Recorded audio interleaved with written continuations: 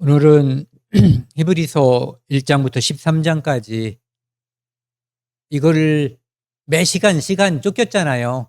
그런데 한 시간에 이제 정리한다는 게 굉장히 제가 생각해도 어려울 것 같아요. 그런데 그냥 그래도 한 번은 쭉 정리하고 가야 될 것 같아서요.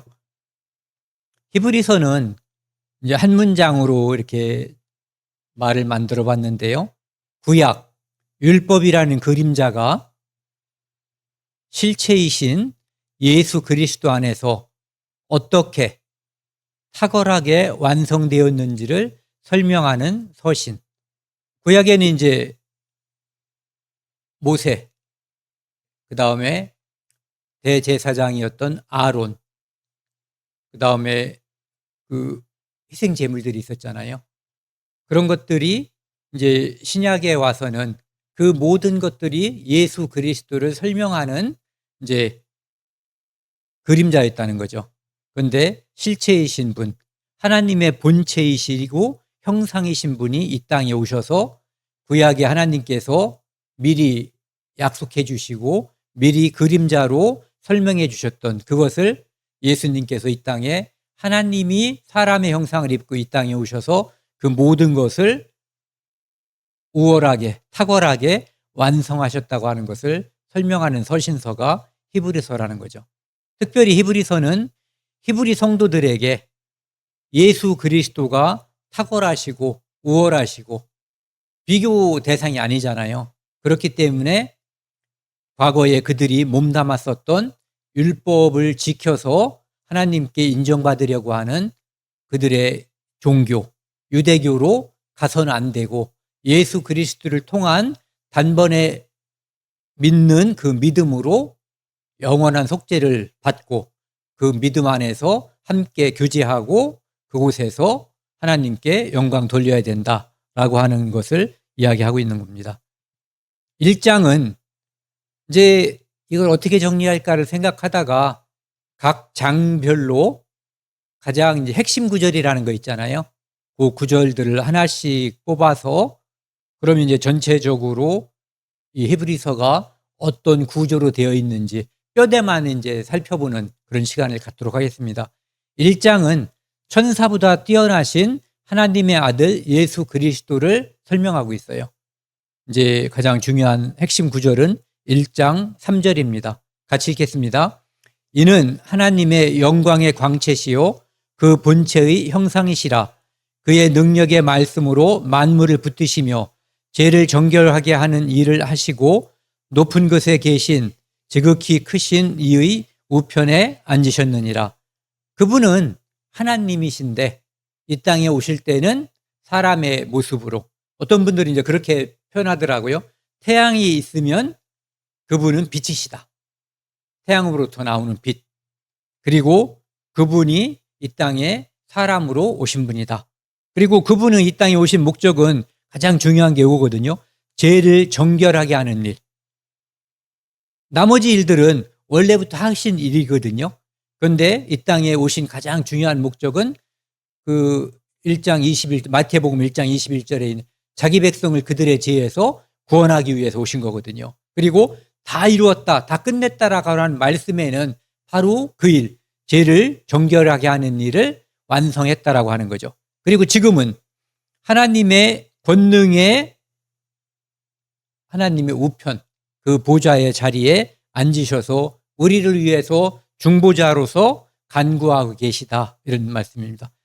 예수님은 단순히 선지자와 천사와 같은 존재가 아니라 하나님과 본질적으로 동일하시고 만물을 창조하고 유지하시며 중요한 거, 죄를 구속하신 분이심을 강조한다. 그래서 이제 예수님은 천사보다 뛰어난 하나님의 아들로서 죄를 정결케 하는 일을 하셨다. 2장입니다. 2장은 자비롭고 신실한 대제사장이 되기 위해 이 땅에 오신 예수 그리스도.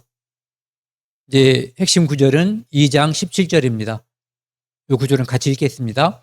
그러므로 그가 범사의 형제들과 같이 되심이 마땅하도다. 이는 하나님의 일에 자비하고 신실한 대제사장이 되어 백성의 죄를 속량하려 하심이라. 예전에 아론과 아론의 후손들이 하는 일이 죄를 속량하는, 하나님께 죄를 용서받기 위해서 짐승의 피로 희생제물을 드리는 일을 했거든요. 그런데 예수님은 그 제사가 불완전하기 때문에 그 제사를 완전하게 하기 위해서 반복되는 제사를 단번에 드리시는 제사로 완성하기 위해서 대제사장으로 이 땅에 오셨다는 거죠. 목적은 아까 똑같죠. 백성의 죄를 속량하려 하십니다. 그래서 예수님이 완전한 인간으로 오셔서 고난을 받으심으로, 십자가에 피 흘리심으로 고난받는 자들을 돕고 죄를 대속하는 대제사장의 역할을 담당하셨다라고 하는 것이 2장의 이제 주제라고 볼 수 있습니다. 다음은 3장입니다. 모세보다 뛰어나신 분 예수 그리스도. 모세는 이스라엘 민족을 하나님의 명령으로 애굽에서 종살이하고 있는 이스라엘 민족을 해방시킨 해방자예요. 구속되어 있는 그들을, 백성을 자유를 준 사람이죠. 물론 하나님이 주신 거지만 이스라엘 민족에게 모세는 가장 위대한 지도자예요. 그 가장 위대한 지도자보다 더 위대하시고 더 뛰어나신 분이 예수 그리스도다라고 하는 것이 3장이에요. 그리스도는 하나님의 집을 맡은 아들. 모세는 하나님의 집에서 종으로 봉사한 거예요. 그런데 예수님은 아들로서, 그것도 맏아들로서 그와 같이 하셨으니 봉사하셨다는 거죠. 우리가 소망의 확신과 자랑을 끝까지 굳게 잡고 있으면 우리는 그의 집이라. 그래서 우리가 예수 그리스도를 통해서 구원을 받고 예수 그리스도를 통해서 거기에 붙어 있으면 우리는 그의 집. 여기서 이제 집으로 설명하는 거예요. 어떤 곳에서는 지체로서 설명을 하고 어떤 곳에서는 집으로 설명을 하는 거죠. 그래서 집으로 설명할 때는 어떤 집의 하나의 부품처럼 설명이 되는 거고요. 그 다음에 지체로 설명할 때는 우리가 손과 발, 눈, 코, 입처럼 하나의 지체라고 볼 수가 있는 거죠. 그래서 그분은 모세보다 탁월하고 우월하신 분이다.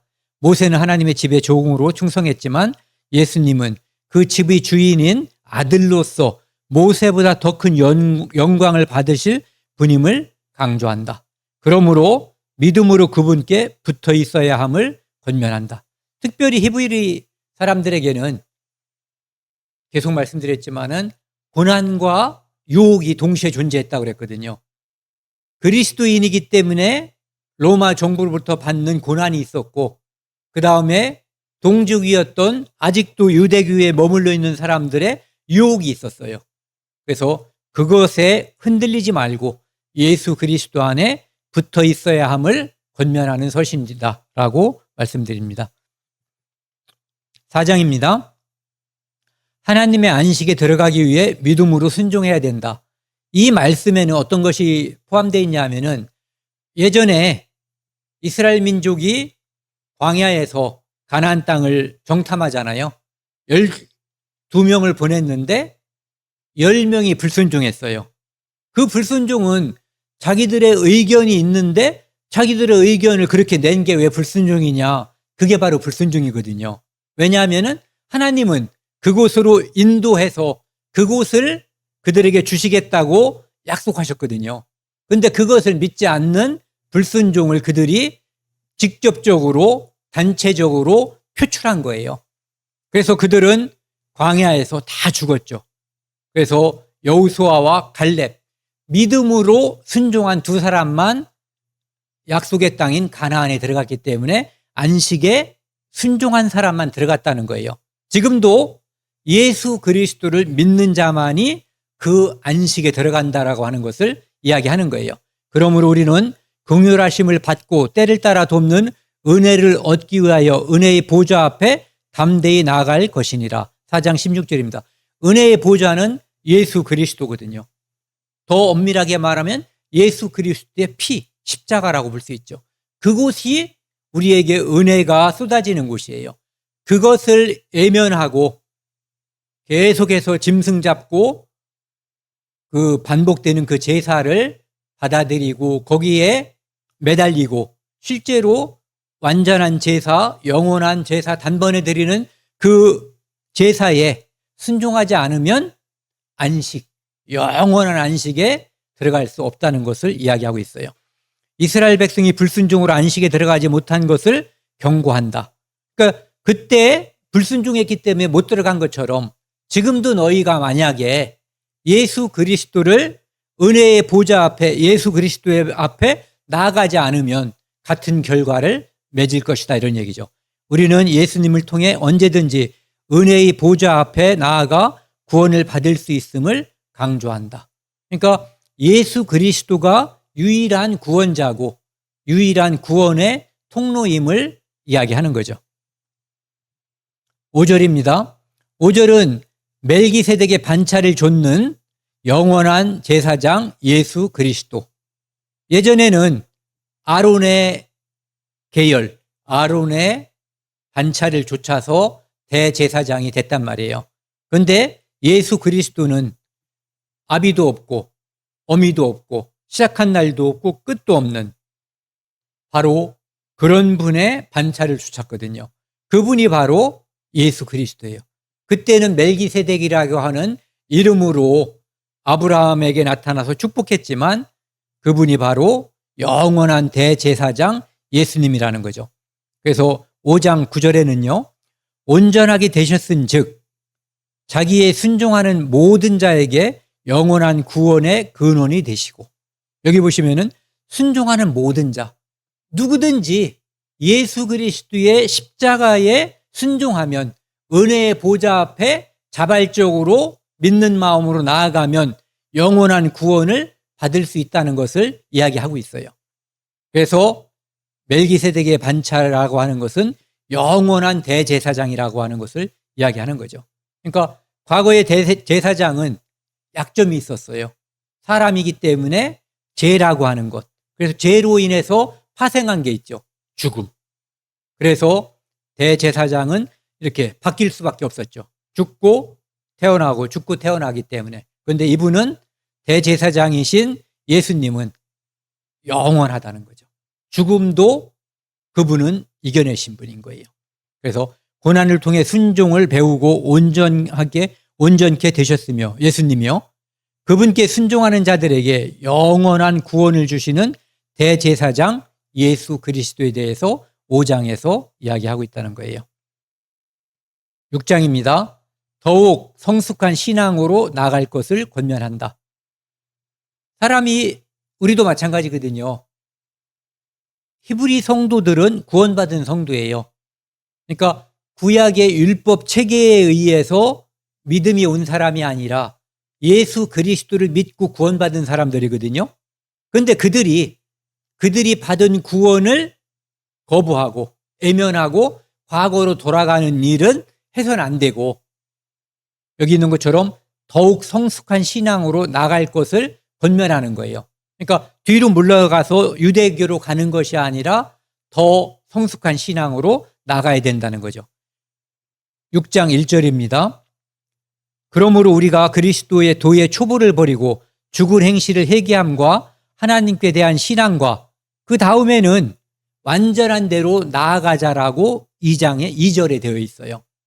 그러니까 구원받은 그것만 알고 거기서 머물러서는 안 되고 심지어 그것마저도 외면하고 유대교로 돌아가서는 안 되고 그 믿음이 점점 성장해야만 하나님 앞에 뭐라고 그러죠?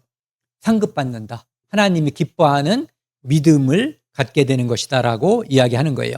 초보적인 교리와 신앙에 머물지 말고 그러니까 초보적인 교리와 신앙은 그들이 구원받는 믿음을 갖고 있다라고 하는 것을 전제로 하는 거거든요. 믿음 안에서 더 깊이 나아가 성숙한 신앙인이 될 것과 하나님의 약속이 신실함을 강조한다. 그러니까 예전에는 반복되는 제사지만 한 번에 영원히 용서되는 그것을 잊지 말고 그것을 마음속에 늘 담고 거기에 매달리라는 거죠. 이렇게 그 경주마들 있잖아요. 경주만 여기다가 이렇게 아시죠? 옆에 쳐다보면은 이제 마음이 옆으로 쓰이는 거예요. 그러니까 오직 앞만 보고 달려가기 위해서 앞에다 이렇게 가리는 것처럼 시선을 분산시키지 않는 것처럼 히브리 성도들도 오직 앞만 보고 나아갈 것을, 그게 바로 성숙한 신앙인의 태도, 자세라고 하는 것을 이야기하고 있는 거죠. 7장입니다. 7장은 레위 계열보다 뛰어나신 멜기세덱의 반차를 좇는 하나님의 아들이신 대제사장 예수 그리스도, 5장에서 말했던 거하고 주제가 거의 비슷하죠. 그래서 여기 이제 핵심 구절은 7장 25절인데요. 그러므로 자기를 힘입어 하나님께 나아가는 자들을 온전히 구원할 수 있으니 이는 그가 항상 계셔서 그들을 위하여 간구하심이라. 그러니까 예수 그리스도를 의지하는 자는 그가 누구든 출신이고 뭐고 아무것도 가리지 않고 예수님을 힘입어 하나님께 나아가는 자들은 온전히 구원한다는 거예요. 그래서 이는 그가 예수님이 항상 살아계셔서 그들을 위하여 간구하심이라. 그래서 지금도 그분은 하나님 우편 권능의 그 보좌에서 우리를 위해서 간구하시는 중보자라고 하는 것을 이야기하고 있는 거죠.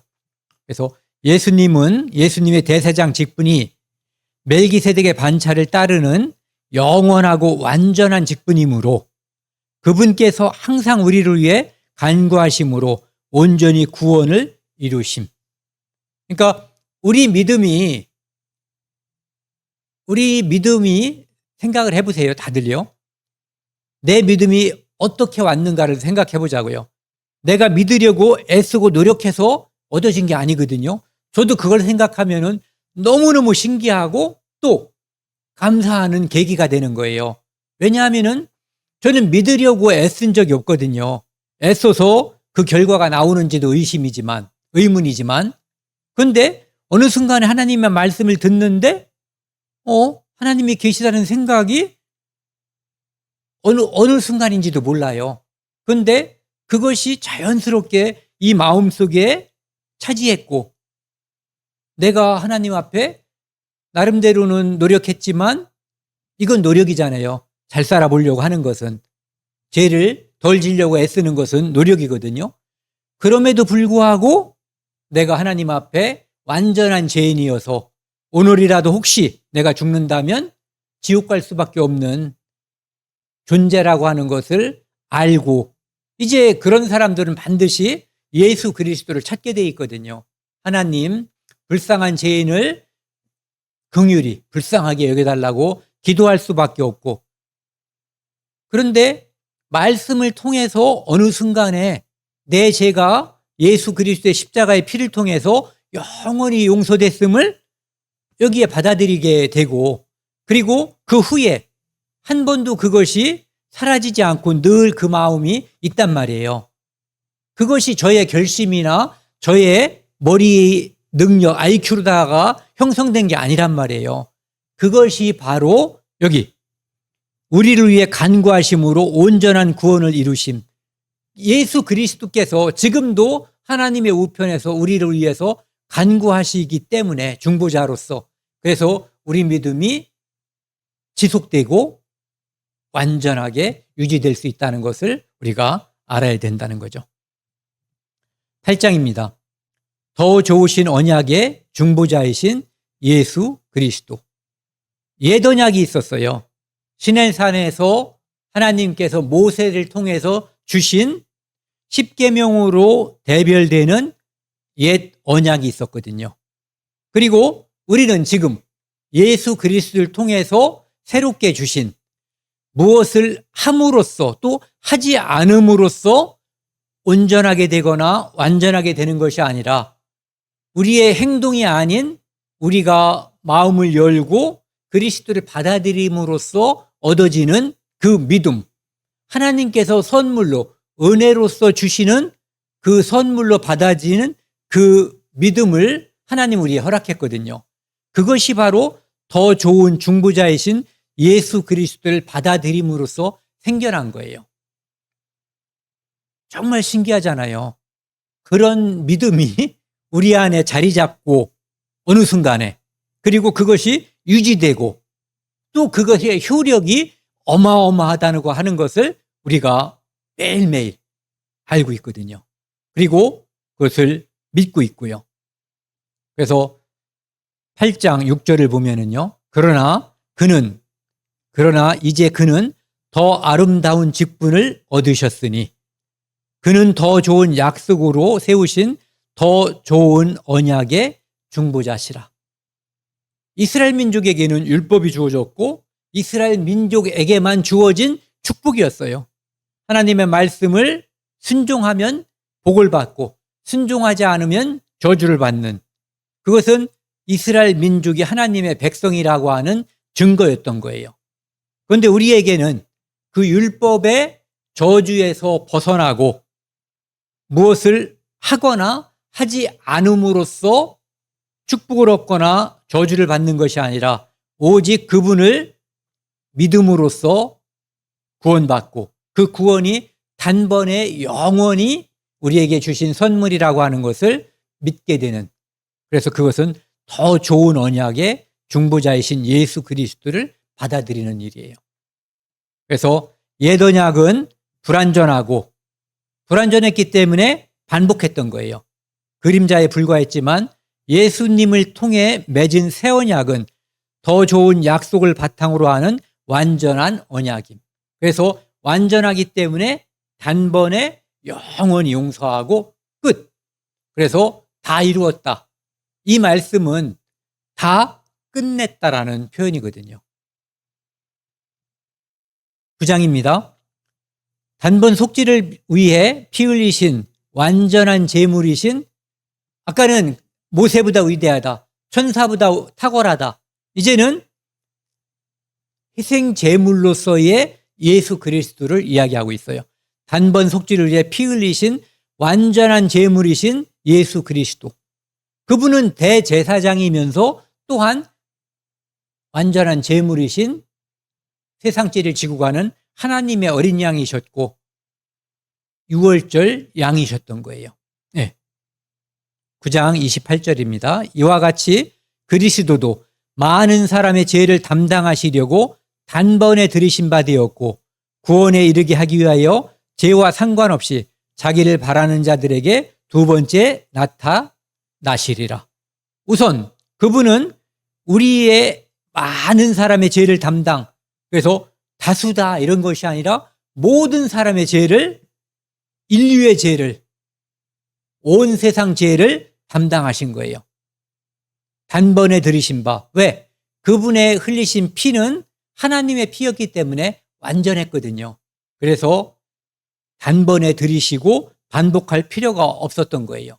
그리고 이제는 이 땅에 믿고 죽은 사람들도 있고 믿고 우리처럼 아직 살아있는 사람들도 있어요. 그리고 우리 다음 세대 누군가가 또 믿고 이 땅에서 살다가 어느 시대에 어느 땐가에는, 그게 저는 우리 때였으면 좋겠지만 예수님이 오실 거예요. 어떤 사람들은 부활할 것이고 어떤 사람들은 변화할 거예요. 그래서 예수님을 만날 거거든요. 그때는 여기에 있는 것처럼 죄와 상관없이 자기를 바라는 자들에게 두 번째 나타나시리라. 그때 예수님을 소망으로 기다리는 자들은 죄를 다 용서받은 사람들이에요. 첫 번째 예수님을 기다린 사람들은 죄인이기 때문에 예수 그리스도가 필요했던 사람들이에요. 그런데 두 번째 예수 그리스도를 기다리는 사람들은 죄와 상관없이 이미 죄를 다 벗은 사람들이 그분을 기다리는 거죠. 그래서 옛 언약의 제물은 일시적이지만, 그래서 매일매일 소잡고 양 잡았고 1년에 한 번씩 대속죄절 날 염소를 잡았던 거예요. 불완전하기 때문에 반복했던 거죠. 그리스도께서 단번에 자신을 들이신 피는 모든 죄를 영원히 용서하는 완전한 제물이다. 그러니까 예수님은 단번 속죄를 위해 피 흘리신 완전한 제물이셨다라고 하는 것을 9장에서 강조하는 거예요. 10장입니다. 단번에 제사로 우리를 온전히 거룩하게 하신 예수 그리스도. 계속 반복되는 얘기예요. 여기서 보면은 우리를 온전히 거룩하게, 거의 같은 뜻으로 쓰이는 거죠. 하신 주체가 누구냐면 예수 그리스도. 단번에 제사. 그래서 10장 10절 보시면은요.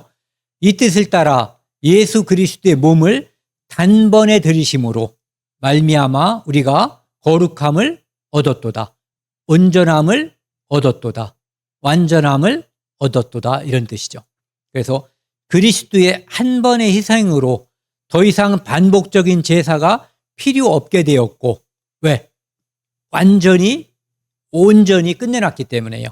우리는 그분 안에서 온전히 거룩하게 되었다. 그러니까 온전함도 거룩함도 우리의 성취물이 아니에요. 그분이 우리에게 끼쳐주신 거죠. 은혜라고 하는 거죠. 11장입니다. 믿음은 바라는 것들의 실상이요 보지 못하는 것들의 증거다. 믿음의 뭐라고 그러죠? 정의가 11장에 나와 있는 거죠. 11장 1절에 보면은 믿음은 무엇인가? 믿음은 바라는 것들의 실상이요. 우리가 바라는 것이 지금은 우리 눈앞에 안 보이는 것들이 많아요. 네. 그렇지만 실제로는 우리 눈앞에 있는 것들은 보세요. 변화하고 사라질 것들이에요. 지금 우리 눈앞에 있는 것들은. 그런데 우리 눈앞에 없지만 실제 존재하는 것들이 있어요. 그게 바로 믿음의 실상이거든요. 그러니까 우리 눈앞에 존재하는 내 눈에 보이는 것들보다 더 본질적인 것이 믿음에 의해서 우리에게 주어지는 것들이라고 하는 것을 우리가 알 수 있죠. 그래서 저는 사람들한테 그 믿음을 설명할 때 이런 얘기를 가끔 해요. 지금 당신 앞에 존재하는 나는 시간의 흐름에 따라서 어떤 때는 존재하지 않았고 지금은 존재하고 미래의 어느 시대에는 존재하지 않게 된다. 저는 1960년에 태어났어요.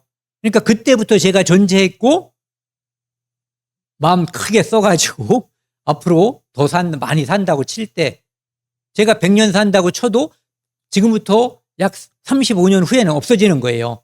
안 보이는 거예요. 그렇기 때문에 지금 존재하는 것, 눈앞에 확실하다고 하는 그것보다 우리가 믿음으로 우리에게 주어지는 것이 더 확실한 거죠. 그래서 바라는 것들의 실상이다라고 이야기하는 거예요. 보이지 않는 것들의 증거라는 거죠. 천국, 예수님, 천사, 하나님, 천국 안 보여요. 제 눈에 지금 당장.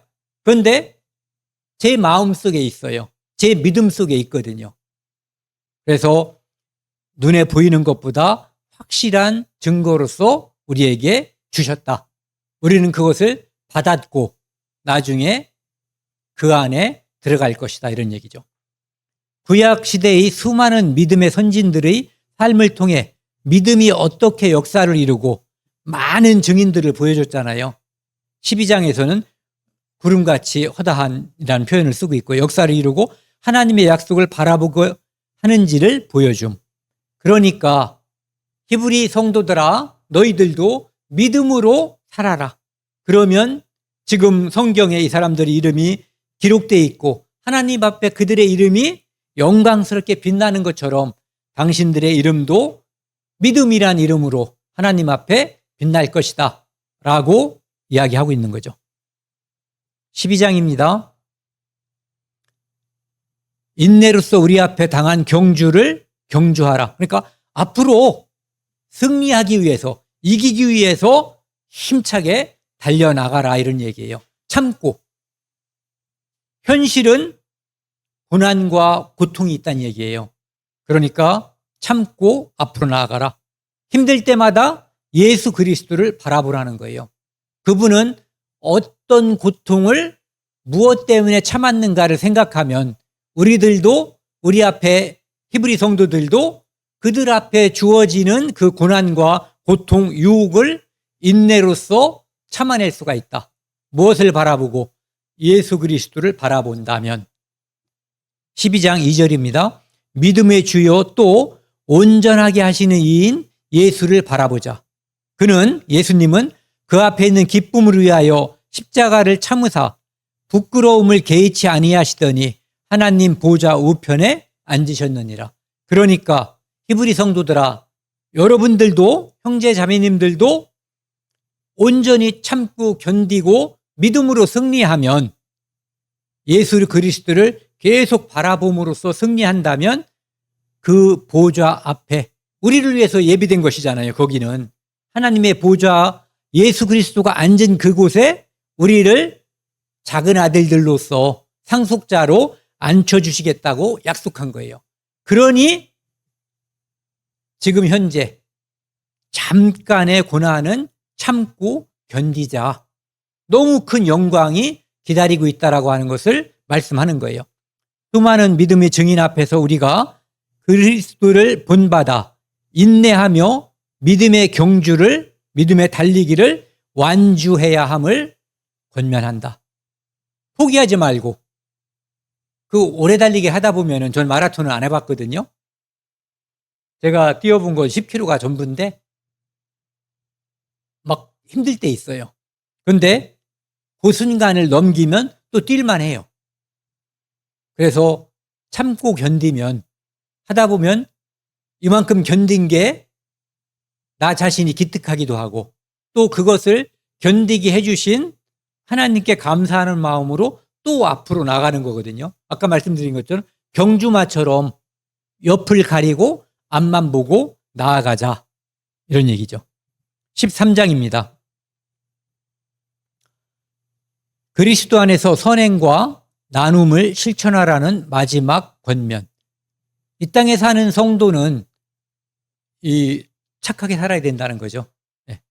13장 16절입니다. 핵심 구절이 오직 선을 행함과 서로 나눠주기를 잊지 말라. 하나님은 이 같은 제사를 기뻐하느니라.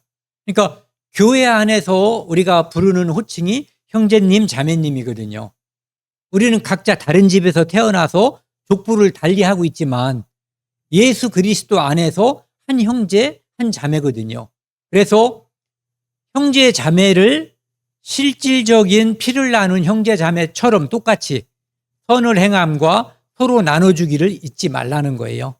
하나님은 이러한 제사를 기뻐한다. 그 로마서 12장에 있는 뭐라 그러죠? 무슨 제사? 갑자기 늘 하던 말인데 떠오르질 않네요. 잠깐만 찾을게요. 12장 1절. 이럴 때도 있네요. 영적 예배. 영적 예배. 여기서 이제 하나님이 이러한 제사를 이 같은 제사를 기뻐한다는 게 바로 그리스도인에게 원하는 영적 예배라는 말과 이제 같다고 볼 수 있죠. 여기 보시면은요, 그리스도인으로서 사랑, 순종, 나눔, 환대 등 실천적인 덕목들을 강조하며 변치 않는 예수 그리스도를 의지하고 하나님께 영광을 돌릴 것을 마지막으로 권면하고 있다. 그래서 히브리서 1장부터 13장까지 이제 쭉 다시 한번 지나간 거는 저는 이 자리에 서서 있었는데도 불구하고 또 잊어버려요. 그게 정상이에요. 그런데 덜 잊으려면 반복해서 보는 것밖에 없거든요. 제가 준비한 건 여기까지고요. 2가지를 준비했는데 시간 때문에 그래도 요걸 하나는 봤으면 좋겠어요.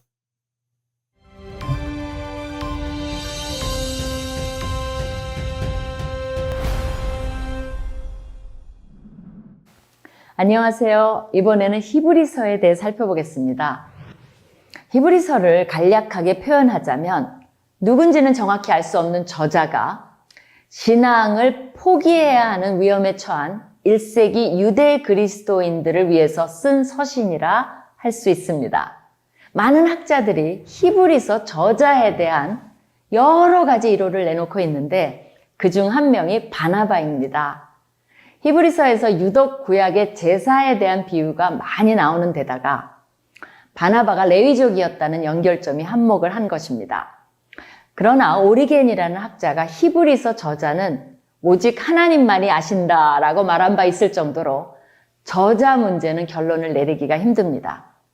당시 히브리서 수신자들은 신체적인 공격, 약탈 등의 위험을 경험하고 있었습니다. 심지어 어떤 이들은 믿음 때문에 감옥에 갇혔고 예수님에 대한 확고한 신뢰 때문에 사람들 앞에서 조롱을 받기도 했습니다.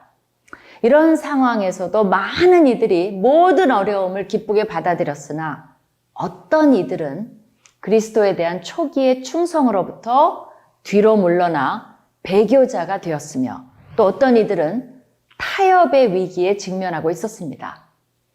이 서신은 이렇게 심한 시험과 박해를 겪고 있던 모든 사람에게 진리의 정박지에 믿음의 닷을 튼튼히 내리고 그리스도에 대한 확신을 꾸준히 유지하며 그리스도인으로서 성숙하고 안정된 상태로 나아가라고 호소하고 있습니다. 그러기에 서신에는 그리스도의 성육신, 대속하심, 제사장직에 대한 훌륭한 가르침이 있습니다. 저자의 권면 중에서 가장 우선되는 것은 인내입니다. 저자는 수신자들이 잘 알고 있는 구약의 인물 중 그들이 위대하게 여기는 아브라함과 모세의 예를 들어 설명합니다.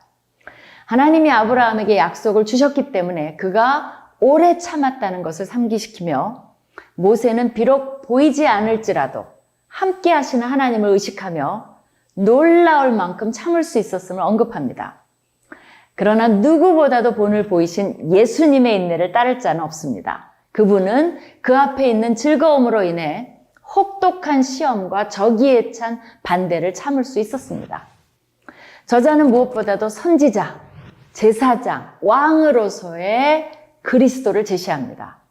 그분을 통해 주어진 것은 유대교와 비교할 수 없을 정도로 더 좋은 요소들이 가득하다고 주장합니다. 구원에 속한 더 좋은 것, 더 좋은 언약, 더 좋은 약속, 더 크고 온전한 장막, 더 좋은 재물, 더 좋은 부활 등의 표현을 통해서 이들에게 주어진 것이 얼마나 귀한 것인가를 분명히 합니다. 성소를 논하는 부분에서도 이들에게 보이는 성소는 하늘에 있는 성소의 그림자이며 모형에 불과하다는 것을 통해 이것 또한 비교할 수 없이 귀한 것이라고 지적합니다. 예수님께 드려진 희생자사는 구약의 어떤 제사와 비교도 안 될 만큼 완전히 다릅니다. 단번에라는 표현을 통해 구약에서 날마다 드리는 제사와 구분하고 있습니다. 주님은 단번에 자신을 드렸고 염소와 송아지의 피로 하지 아니하고 오직 자기의 피로 단번에 드리셨으며 믿는 이들이 단번에 정결하게 되며 거룩함을 얻게 되는 희생제물이 되셨음을 가르칩니다. 저자는 이러한 더 좋은 것을 알고 난 후 다시 옛 것으로 돌아가 버리는 행위는 무엇보다 어리석은 일이며 엄청난 책임과 형벌을 자초하게 된다고 경고합니다. 이러한 행위는 하나님의 아들을 다시 십자가에 못 박아 드러내놓고 욕되게 함이며 은혜의 성령을 욕되게 하는 자가 되는 것입니다. 이러한 이들이 당연히 받을 형벌은 얼마나 더 무겁겠느냐고 반문합니다. 결국 어떠한 상황에서도 우리를 위해 중보하시며 자기를 바라는 자들에게 구원을 온전케 하기 위해 두 번째로 나타나실 예수 그리스도를 바라보아야 한다는 것입니다. 그분을 믿고 순종하며 끝까지 견고하게 잡는 이들이 되어야 한다고 격려합니다. 히브리서는 특히 현재 어려움에 직면하고 있는 성도님들에게 큰 힘이 되어줄 것입니다.